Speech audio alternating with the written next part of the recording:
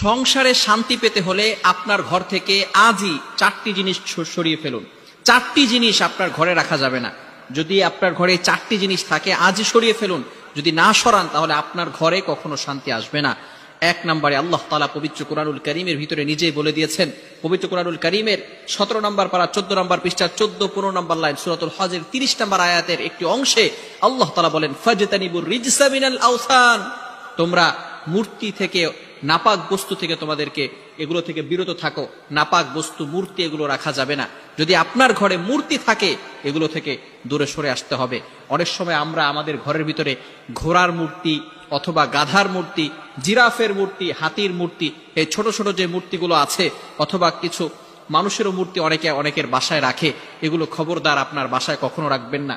মূর্তি রাখলে ওই ঘরের ভিতরে রহমতের ফেরেশতা প্রবেশ করে না, রিজিকের ফেরেশতা প্রবেশ করে না, ওই ঘরের ভিতরে কোনো রহমত বরকত থাকে না। আবার অনেক সময় আমরা ছবি টানিয়ে রাখি, এটাও আমরা রাখবো না। ভালো করে মনে রাখবেন, অনেক সময় দেখা যাচ্ছে যে ভালোবেসে নেইমার, মেসি, ইহুদি খ্রিস্টান যাদেরকে আল্লাহ তাআলা ফলো করতে নিষেধ করে দিয়েছেন, আমরা তাদেরকে ফলো করি এবং তাদের ছবি আমাদের ঘরের ভিতরে বড় করে টাঙিয়ে রাখি। খবরদার এই কাজ কখনো করবেন না, ভুলেও এই কাজ কখনো করবেন না। এটা রাসূল সাল্লাল্লাহু আলাইহি সাল্লামের আদর্শ নয়। মেসি, নেইমার এদেরকে ভালোবেসে, শাহরুখ খান, সালমান খান এদেরকে ভালোবেসে আপনি জান্নাতে যেতে পারবেন না। সুতরাং এগুলো আপনার ঘরে কখনো রাখবেন না, এগুলো থেকে দূরে সরে আসতে হবে। আল্লাহ রাসূল সাল্লাল্লাহু আলাইহি সাল্লাম নিজে বলে দিয়েছেন বুখারী শরীফের 5949 অর্থাৎ 5949 নম্বর হাদিসের ভিতরে আল্লাহ রাসূল সাল্লাল্লাহু আলাইহি সাল্লাম বলে দিয়েছেন, লা তাদখুলুল মালায়েকাতু বাইতান ফিহি কালবুন ওয়ালা তাসবির, যেই ঘরের ভিতরে কুকুর অথবা তাসবির, ছবি থাকে, মূর্তি থাকে, ওই ঘরের ভিতরে আল্লাহ তাআলার ফেরেশতারা প্রবেশ করে না, রহমতের ফেরেশতারা প্রবেশ করে না, রিজিকের ফেরেশতারা রিজিক নিয়ে প্রবেশ করে না।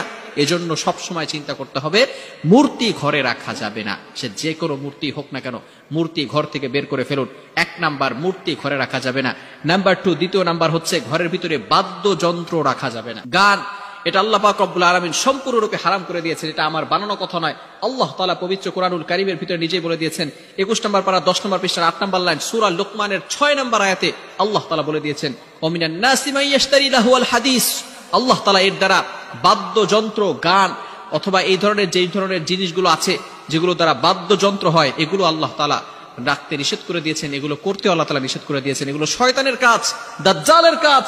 দাজ্জাল যখন দুনিয়াতে আসবে তখন এই গানের মাধ্যমে মানুষকে পাগল পারা করে তাদেরকে ঈমান থেকে বঞ্চিত করে দিবে। এজন্য এই বাদ্যযন্ত্র সব সময় দূরে রাখতে হবে, এগুলো ঘরে রাখা যাবে না।